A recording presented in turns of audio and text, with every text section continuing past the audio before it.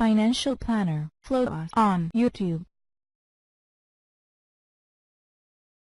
I am recording this podcast from my condo in Puerto Rico, and those of you who were concerned about Puerto Rico and my property down here, I appreciate some of the thoughts. Fortunately, the island was spared. As you may or may not have heard, the Hurricane Irma didn't quite make it to Puerto Rico. It went by us, it was north of Puerto Rico, but it actually took a very convenient turn kind of last minute to keep it further offshore. So, we got a lot of downed branches and stuff on the ground, but all of the foliage is fine. It's still very, very lush here. Minimal damage. Of course, the power's out. The power's still out of my house. It's out all over here. None of the street lights are working. So we do have that problem. But, Puerto Rico has problems with the power grid, even without Hurricane Irma. I think the hurricane is going to end up being a net positive for Puerto Rico. First of all, they were good because the president declared it a disaster area even before the hurricane hit, which was a good thing because maybe they wouldn't have declared it a disaster area had they actually come down here and waited until after the hurricane and saw that it kind of missed the island. But it's still a disaster area. But I bet there's going to be a lot of money because the president, Congress, everybody's going to be tripping over each other to show how compassionate they are and how much they care. And they're going to be giving out a lot of money to people in Texas and Florida. So obviously they can't overlook Puerto Rico. That would open them up to, what are you, a racist or who knows? So I'm sure that Puerto Rico is going to get a lot of money and they're going to be able to make some badly needed repairs to the infrastructure down here, particularly the power grid. That needed to be made anyway. It's kind of like you get into an accident in your car and you happen to have a lot of other dents in the car. And so when you go and you take your car in, to get an estimate to give to the insurance company, you throw it all in there. And so you end up parlaying a little bit because you actually are fixing damage that you had before the accident, but you're trying to throw it all in there because you're putting in a claim for the insurance company, and you're trying to make the most out of your claim.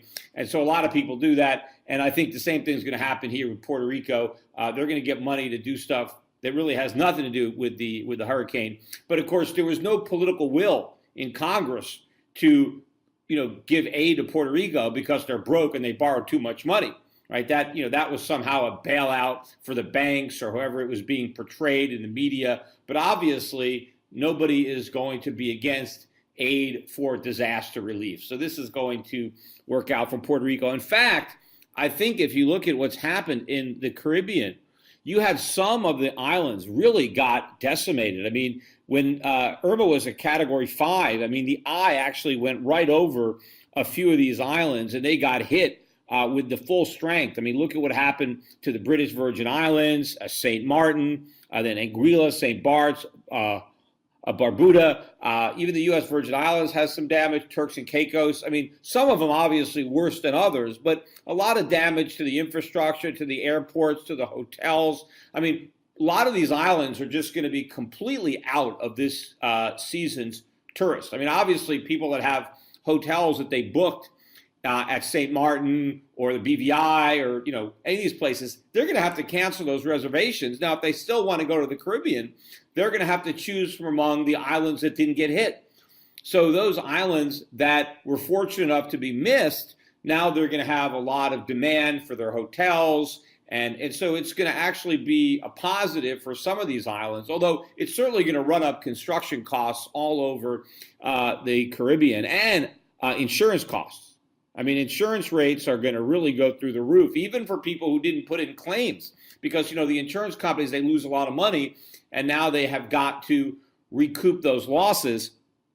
Same thing is going to happen in the U.S. The hurricane was not as bad because by the time Irma made it to Florida, first of all, it veered west. There was a lot of fear on Friday that it was going to go and make landfall as a Category 4 or 5 right in Miami and then go up the East Coast through all the very expensive real estate on the East Coast, which includes one of my homes, by the way. I've got a house down there as well.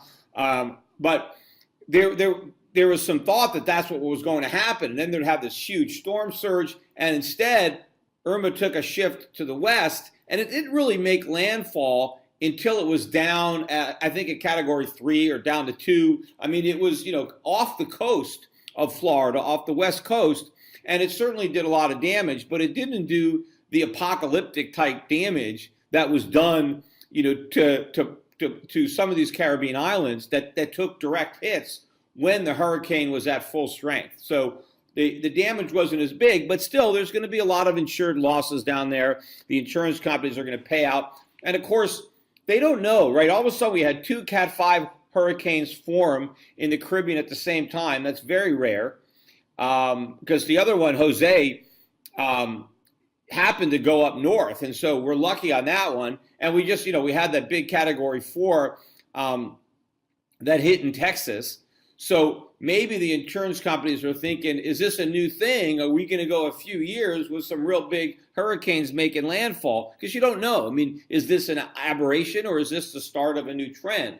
So I'm sure that you're going to see rising insurance rates, which are going to be a negative for U.S. consumers who have to pay more money to buy insurance. And of course, a lot of the insurance companies, if they have to raise money to pay claims, where's that money coming from? It's got to come from the markets. It's just not sitting there in a piggy bank. It's invested in stocks and bonds. And so if they're going to pay claims, you would think that would be a little bit of a negative for the financial markets as these insurance companies have to liquidate some of their portfolios to pay claims. But not today, right? The markets rallied all over the world. It was a huge relief rally, I think, that the hurricane was not as bad as people feared. So you had stocks going up all around the world. The Dow was up 250 points today. I mean, huge day. Everything was up. Of course, all the foreign markets, European markets, Asian markets, every market rallied. It was a huge risk-on day. So stocks went up and bonds got clobbered, right? Yields rose on the government bonds, the 10-year out to the 30-year. It's risk-on, right? So you get rid of your safe assets, although I don't know why anybody would consider treasuries safe. But, hey, everybody sells their treasuries and they buy U.S. stocks.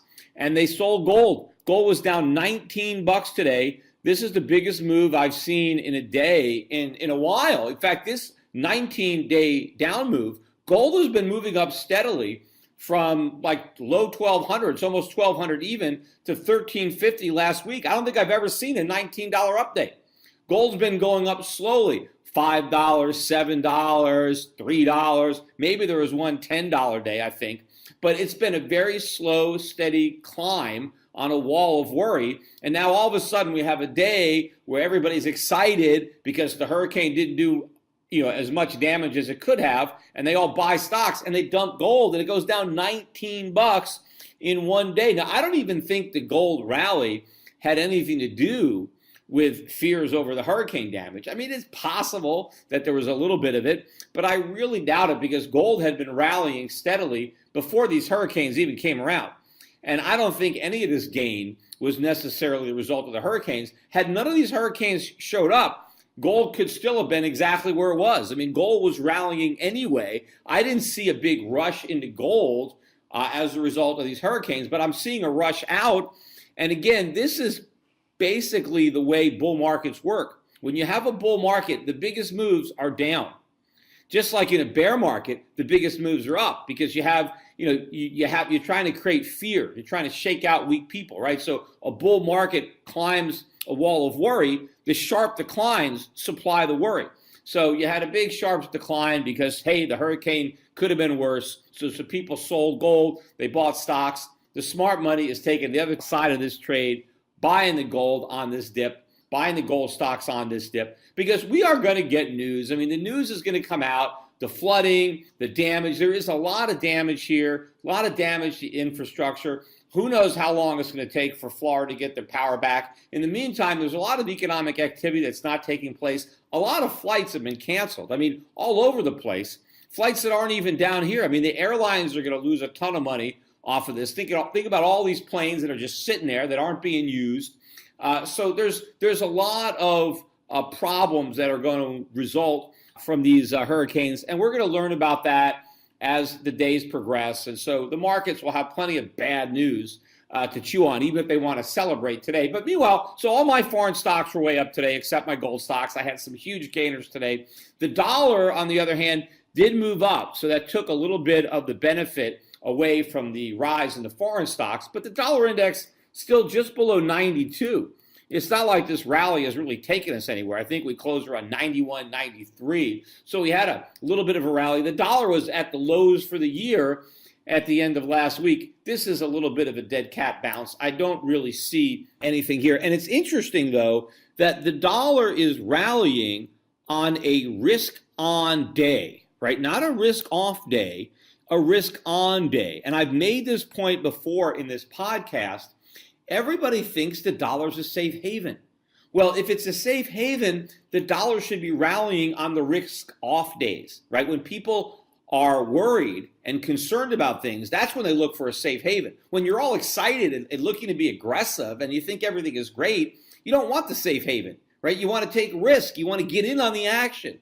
So people want to get in on the action. Now they're buying the dollar. The dollar is part of the action.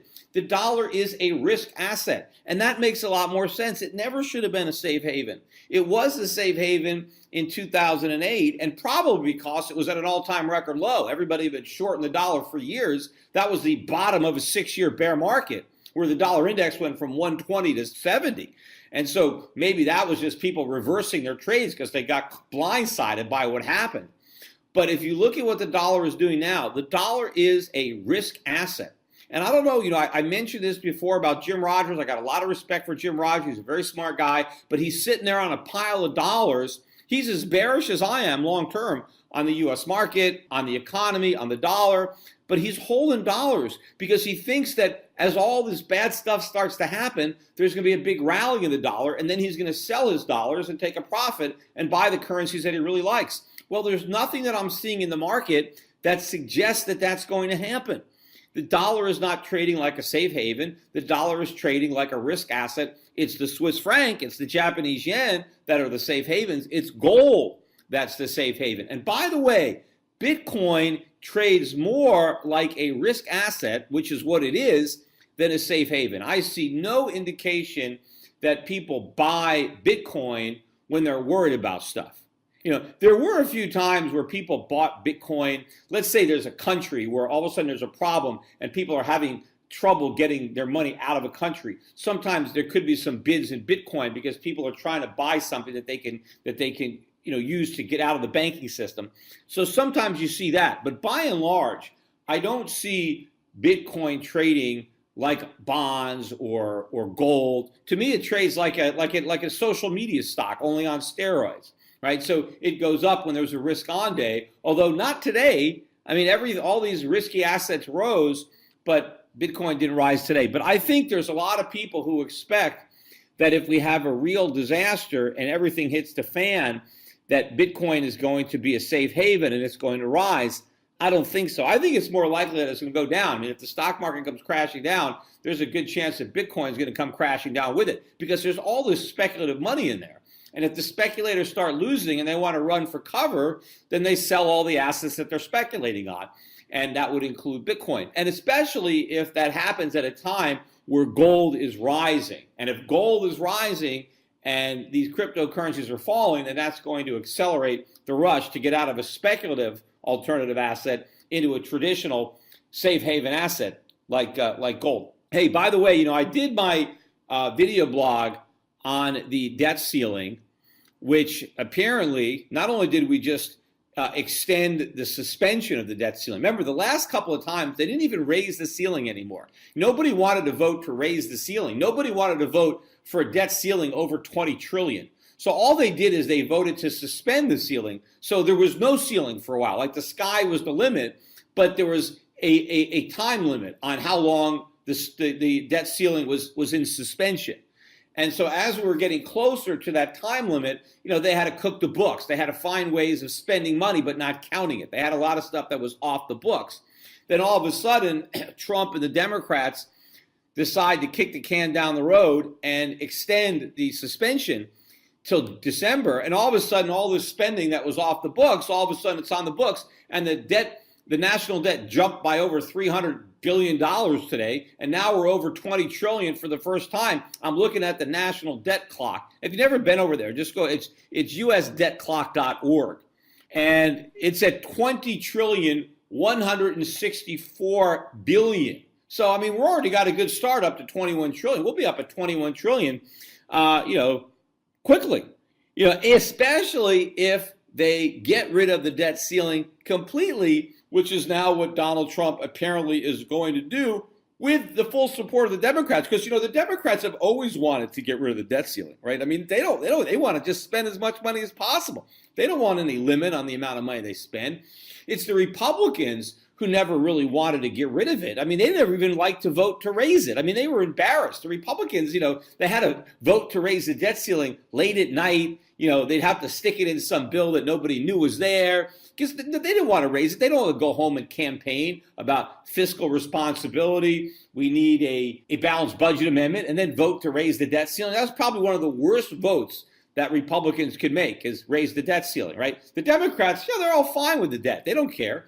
But so now they got a Republican president who's willing to get rid of that debt ceiling. All the Democrats are going to be behind that. Of course, there'll be some Republicans that'll fall on board. So as long as you got a Republican who's willing to sign on to that, then that's what's going to happen, right? They're going to get rid of the debt ceiling. And we got 20 trillion in debt with a debt ceiling.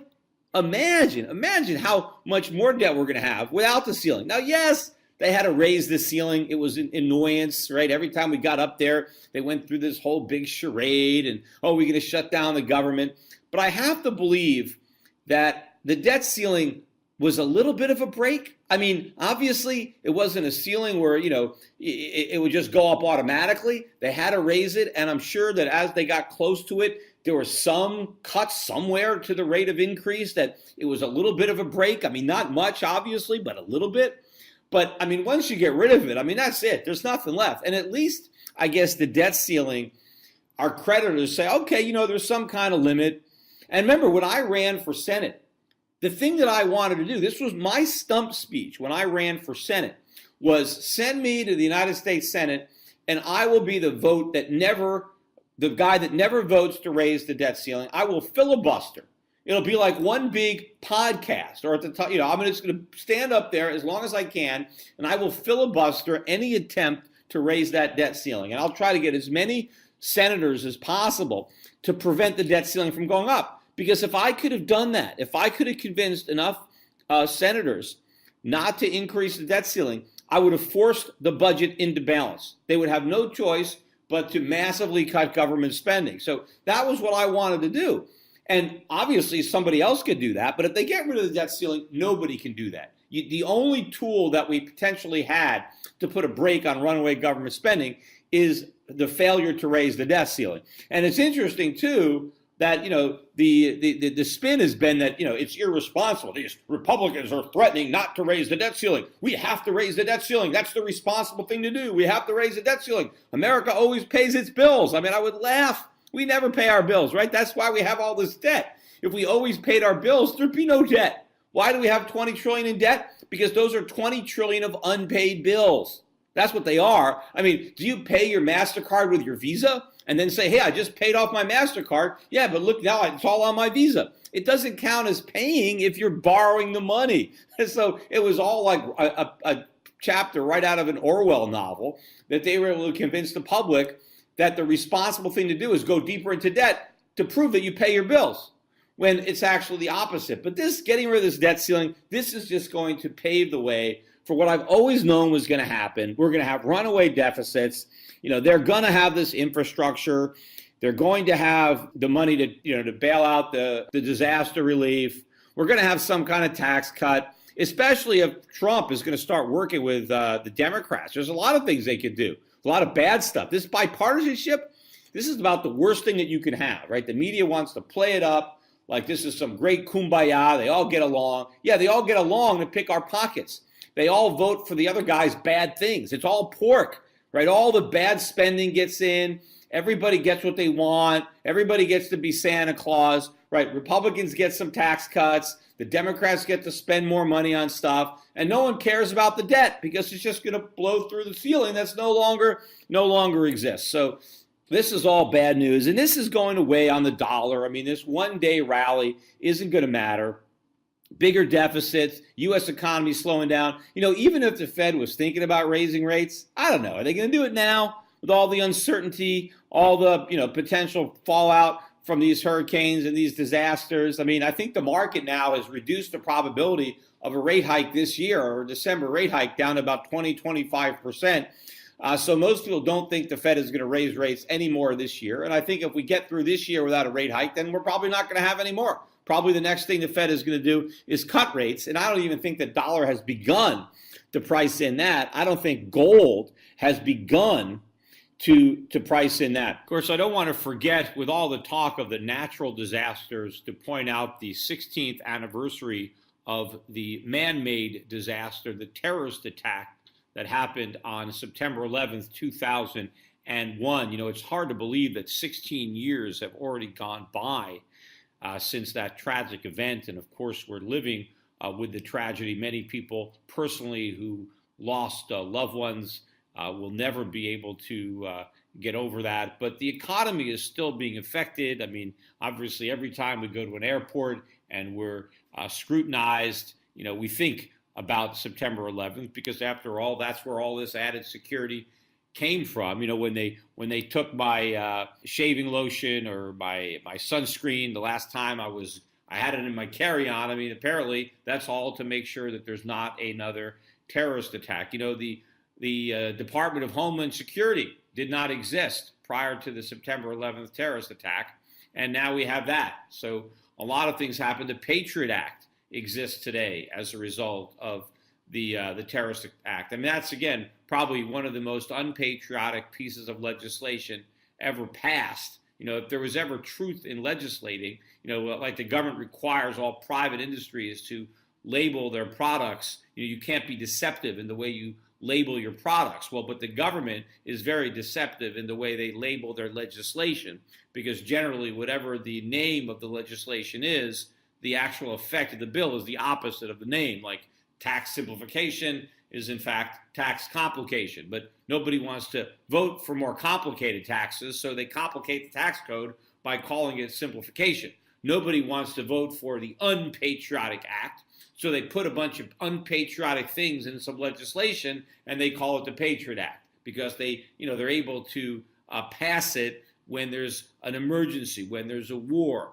I mentioned in my video blog, when I was talking about the national debt, the debt ceiling came in because they changed the Federal Reserve Act to allow the Federal Reserve to buy U.S. Treasuries. When did they do it? During World War I, right? So the government usurped a lot of power. The original gift tax and inheritance tax, they came in to fight World War I. That's where they came from. They never went away. In fact, the very first income tax came in during the Civil War. That was the first time they had one. The war was over, they ended it, but that's the precedent. That's where they created it. The same thing for paper money. First time the government printed paper money was during the Civil War. They stopped when the war was over, but then they resurrected it later on. But the income tax, the withholding tax, that was part of the victory tax. They got that for World War II. We won the war, but we lost because the taxes that we passed to fight the war never went away when the war was over.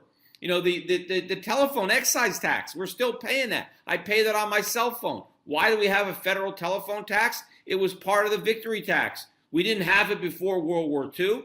During World War II, the government needed money, so they passed the telephone excise tax, right? Then the war was over, all the troops came home, the tax stayed. So, whenever they have a war, the government gets more power, and then when the war is over, they don't give it up. And then another war comes along, they grab even more power, which is why the governments like war. One of the reasons that they're warmongers is they know that when there's a war, they can get away with anything, because no one's going to be against legislation during a war. Because after all, you're not a patriot, you got to rally around the flag. You got to do whatever Congress wants to do. And of course, during, the war, was anyone going to object to the withholding tax during the Second World War? Most people were fighting the war. If you were stateside and you had a job, are you going to object to paying income taxes when the money is going to help the troops who are risking their lives to protect you. So, the government knows that whenever there's a war, there's emergency, they can rely on patriotism as a cloud, as a smokescreen, and then they can go and they can pass all sorts of legislation that the public would never accept in peacetime, which is one of the reasons I say America has lost every war, because every time we fight a war, we lose our freedom, we lose our liberties. And the same thing happened with the war on terror. The terrorists won, not because they knocked down those buildings, right? I mean, that was, of course, a victory from their point of view. But the real victory is that America is less free today because of what they did. And a lot of the loss of freedom is not because of the terrorists. It's because of what our own government did. It's how our own government used that opportunity. They used the act of terrorism and the fear that it creates to usurp more power. And there's that old saying that if you value safety more than liberty, you'll end up losing both. And unfortunately, that's what's happening. I also want to make a comment. I'm here in Puerto Rico, and I'm out here by myself. I'm not with my family. I'm by myself. And I went to the supermarket. A grocery store, and I had to buy some stuff. And I don't normally do my own marketing. I'm married, and either my wife or a housekeeper, goes to the market. So I haven't really been in a while into a supermarket and actually done like a whole grocery shopping with the cart and going up and down the aisles. I mean, I did this, in my bachelor days, but I haven't really been doing any marketing. But this is the first time I've really been out here by myself. And so I went to the market, and I get behind the cash register, and I bought all my groceries, and you bring them up to the checkout. And of course, there's always a line there. I mean, there's always a few empty registers and people are lined up, and you think they have a few extra registers. Why don't they, hire a few more people? They could easily have more people. We'd have shorter lines.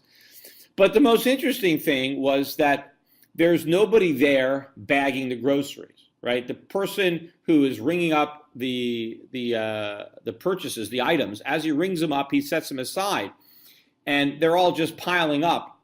And I didn't realize that I was supposed to bag them myself. My memory was that the guy that rung it up also bagged it. Although back in the day, I was a bagger. That was my job. When I was in junior high school, I think I was in 8th grade, 7th or 8th grade. I had a job working at a supermarket in Manhattan, and I bagged groceries. That's what I did. I also did some delivery, but most of the time I was just bagging stuff, right? I stood there at the end of the register, and as the cashier was ringing everything up, I would put everything into the bags, and then I would put it into the shopping cart for whoever happened to buy the stuff. That was my job. I did that after school. And I remember I got the job because a friend of mine worked at the same supermarket, and he said, hey, you want to get a job here? And why did I get a job when I was 14 years old? I mean, why did I want to work? I wanted some money. I wanted some extra money so I can buy some stuff, so I can go to the movies by myself. I didn't have to ask my mom for money. I go to the movies, or I can buy a new record. I didn't have to, some of you who are listening to this podcast might not even know what records are, but these are these things that we used to buy long before you could download music for free. But so I needed money, and I had jobs. And now, here I am in Puerto Rico. There's lots of unemployment in Puerto Rico. A lot of young kids don't have jobs. And there isn't a single person in that supermarket bagging the groceries. Why is that? Hey, why aren't there people there? I mean, the answer is obvious, right? And it's not automation. There's no robots. There's no robotic baggers, right? There wasn't a machine that was bagging my groceries. The grocery bagger job did not disappear because of automation. It disappeared because of the minimum wage, because of wage laws, because of payroll taxes and workman's comp and all the other things that drive up the cost of labor and make it too expensive for supermarkets to hire baggers.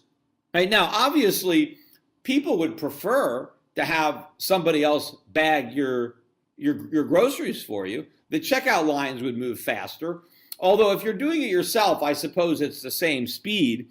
And I guess it's not that big a deal. I mean, most people, I guess, if it were just a toss up, yeah, sure, I'll let somebody else do the bagging for me. But I guess if it comes down to having to pay more money for your groceries, then people would rather bag it themselves, because that's why the baggers are gone. I mean, the supermarkets would probably be fine hiring some extra kids to bag the groceries if they could raise prices to cover the costs. But what probably happens is if one supermarket tries to do that and another supermarket doesn't, then they have lower prices. And people at this day, when the economy is as weak as it is, they'd rather bag it themselves. They just don't have the extra money to make it possible for the employer to pay the wages that are high enough to meet the minimum wage and all the other obligations that employers incur when they hire somebody. But this is bad because these jobs are gone. I mean, these jobs, they fulfill a purpose for young people. Yes, people can bag their own groceries. They could do it. But think about what's lost. I mean, first of all, yes, it's nice to have somebody else do it for you, to have some personal service. I mean, so consumers have lost that benefit, having somebody put their groceries in the bags for them. Oh, by the way, I didn't even realize it. I had to pay for the bags. They were 10 cents a piece. I forgot most people there were bringing their bags. So not only were they bagging it themselves, but they were bringing their bags to the supermarket. They don't give you the free bags. So not only do you have to bag it, you got to bring your own bags. And I didn't, so I had to pay 10 cents a bag to put my groceries in. But thinking about it or forgetting about the fact that people lose the service, right? Now they have to do it themselves. Like you have to pump your own gas instead of sitting in the car, and having somebody else pump it. And that's, it's especially difficult if it's raining outside. And yeah, usually, there's a roof there, but sometimes there could be wind and, you could get wet and it might be cold out if you're in the Northeast and it's winter and you got to get out of the car. And then, you got to take your glove off and all, a lot of these self-serve gas stations, they disable the mechanism that allows you to just keep the pump on. So you have to hold it the whole time. You have to grip on that thing, and you got to hold it the whole time it's pumping. So, it's inconvenient. And, when kids used to do it, they would wash your windows. Yeah, you could wash it yourself. You can get one of those squeegees and try to do it and try to find the paper towels. A lot of times they're out of paper towels. And so you start washing your windows. Then you don't even have a way to dry it, right? Maybe even may end up making your windows dirtier. You could check your own tire pressure. You could check the oil levels yourself, but people used to do this for you while you sat in your car. You didn't have to get out, you didn't have to do anything. And then, not only that, when you left these old gas stations, they would give you green stamps. If you went to a gas station, 5 or 10 times, you got a prize. I mean, they did all kinds of stuff. None of that, they don't do any of that now. But getting back to the supermarket, all these grocery baggers, all these jobs are gone.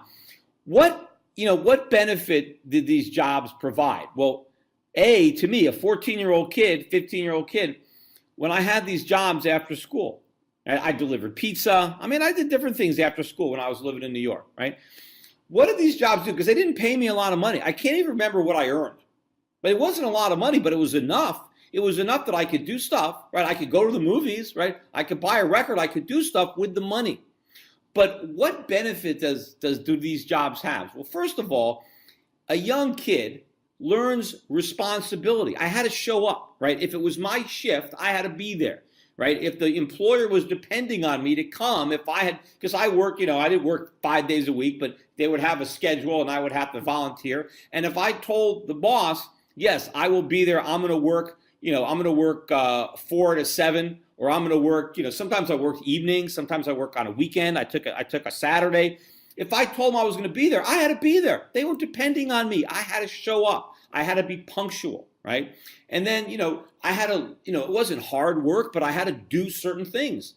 And you have to learn how to do tasks. You have to learn how to get along with your coworkers, follow directions from your boss, interact with customers. I mean, these are all little skills that people need to learn in life. If they're going to have jobs, if they're going to start companies, there's a lot of very good work experience that goes along with these low-paying jobs, right? And you don't have to raise a family. I mean, here people are going to say, well, let's get rid of the minimum wage. I mean, and then these grocers will be able to pay people, $2 an hour to bag groceries. I mean, how are you supposed to raise a family on $2 an hour? You don't raise a family as a grocery bagger. I mean, if all you could do is bag groceries, don't have kids. I mean, I was 14. You think I had to raise a family on the money I earned bagging groceries? I didn't have any rent. I didn't have to pay any money for food. I had no costs. Whatever I earned was gravy. My mother didn't charge me rent. I didn't pay my own medical bills. I didn't pay for anything. But by getting that money, I had something that I earned. And that was another valuable part of the lesson that kids don't have today. Learning the appreciation for money, earning money, and then spending the money that you earn, right? Because when you just spend money that your parents give you, okay, you'll just spend whatever you get. But I used to think about it. When I earned money, when I worked a hard day, I remember delivering groceries in the snow, in snowstorms. And I would work hard and I'd get some money. Now, before I go out and buy something, I wanted to make sure I really wanted what I was buying. I didn't just want to squander that money because I knew how hard I worked to earn it. And now I had it and I was going to spend it wisely. So there's so much that is learned. These low-paying entry-level jobs are very, very important to young people, to the economy. And, by the way, it's nice because it improves the level of service in retail and the whole experience. All that is gone. You've got all these unemployed kids in Puerto Rico. Why can't any of them be bagging groceries? In addition to making a little change, they will learn valuable life lessons that will make them more productive citizens, more productive workers, more responsible. And I remember back then too, I even had a bank account. I could put money in the bank.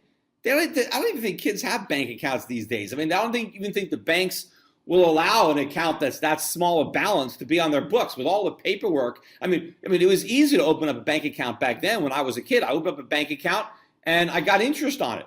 You get a passbook bank account. We didn't have ATM machines back then. I actually had to get online, and talk to a teller. But you can put money in the bank that you earn from your job, and you can get interest on it. I mean, kids aren't banking these days. They're not doing anything. They're not banking. They're not working. They're just at home playing video games. Wouldn't it be better if they could have jobs? Wouldn't it be better if it was legal for them to actually work and get some responsibility to make some spending money? And of course, that's good. If the kids have some of their own money, it's not always having to hit up mom and dad every time they want to do something. But I mean, these are the things I'm thinking about. I don't know how normal people, if they start thinking about this stuff when they're online at a grocery store. And of course, if the wage laws were lower, I mean, we have a lot of unemployment in Puerto Rico. Why can't there be a cashier at every cash register? Why can't there be a bagger at every cash register?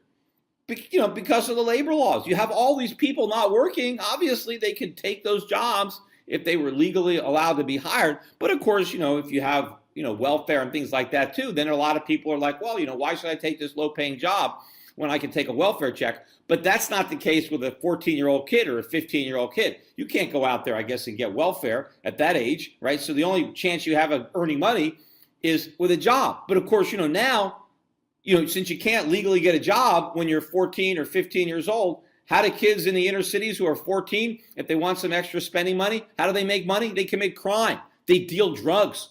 Like the most entrepreneurial young kids, the kids that really have something going, like in the inner cities, you got a 13, 14-year-old kid, right? What is he doing? He's joining a gang. He's dealing drugs. He's working because that's where he can get a job. Right, the labor laws don't apply. There's no minimum wage. When they hire these kids to be lookouts or to run money here and there, or I'm not even sure what they do, but there's all kinds of jobs in the gangs for younger kids to do, and they can all make money because none of the labor laws apply. It's unfortunate. And there's actually a lot of very good entrepreneurs in the inner cities who are in the drug market, right? Why aren't they in legitimate businesses? Of course, one of the reasons is because drugs are illegal, and now you have these huge profits there. And so obviously, you can make a lot more money if you go into the drug business than if you go into some normal business. And of course, if you go into the drug business, you're not dealing with the income tax and the payroll tax and OSHA and, anti-discrimination laws and wrongful termination laws. I mean, you just have to deal with, your rival gangs, and maybe you have to whack a few people now and then, and maybe you run the risk of getting whacked yourself, but maybe that's small compared to the risk of having to deal with all the rules and regulations that normal businesses have. But can you imagine if some of these young kids in the inner cities, if drugs are legalized, and so all those profits weren't there. And if we rolled back all the regulations so it was easier to start a business and hire people, a lot of these kids could be doing very productive things and could be making an honest living legitimately, but the government forces them into crime. And again, a lot of these young kids who never get a chance to get a job, if they can never get any on-the-job training, because certainly they're not learning anything in school. What do they learn there? Nothing. So the government puts them in these government schools where they learn nothing, makes it illegal for anybody to hire them, so they can never get any on-the-job training. So what are they going to do? All they can do is learn crime. That's what they learn. And then you know what? They go to jail. They commit some crime when they're young. They go to jail, and that's like a university for crime. They spend all this time in jail, and they learn all the better ways to commit crimes from career criminals who could teach the younger kids what they know. This is what the government is doing with all these rules and all these regulations. We just need to repeal them all and have a free market and forget about all this populism and all this, these workers are getting exploited. They're not getting exploited. Nobody gets exploited in a free market. It's the government that exploits people. Entrepreneurs give people opportunities. They don't exploit people because people have a choice. Do I want to avail myself of this opportunity or not? It's the government that doesn't give anybody a choice. The government says take it or leave it, and if you don't, we're going to send you to jail.